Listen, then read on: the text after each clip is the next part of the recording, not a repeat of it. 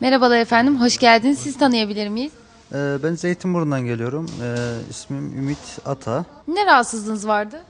Alerji vardı, kuru öksürük vardı, aşırı derecede öksürük vardı böyle. Alerjiye bağlı ne gibi şikayetleriniz oluyor? Ya alerjiye bağlı konuşurken, yürürken öyle mesela çok yürüdüğüm zaman aşırı derecede öksürük geliyordu böyle konuşamayacak şekilde falan. O yüzden gelmiştim yani, sebep buydu yani gelmemin sebebi.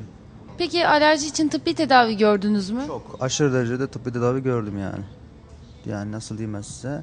4 ay boyunca mesela hiç durmadan ilaç kullandım. Antibiyotikler kullandım, şeyler kullandım ama hiç geçmedi. Hiçbir şekilde geçmedi. İşte en son buraya geldim. Bitkisel ürünleri ne kadardır kullanıyorsunuz? Bitkisel ürünleri ben 3 aydır Panax kullanıyorum. Devamlı çayla, bitki çaylarını kullanıyorum. Yani şu anda iyiyim. Herhangi bir şeye rastlamadım yani daha önceki seneler gibi. Panax'tan şöyle faydalar gördüm ben.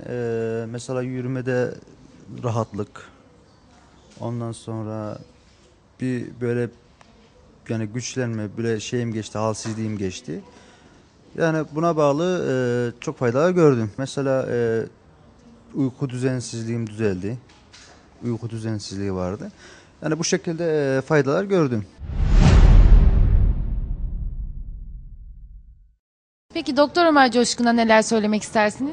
Doktor Ömer Coşkun'a teşekkür ediyorum. Allah razı olsun.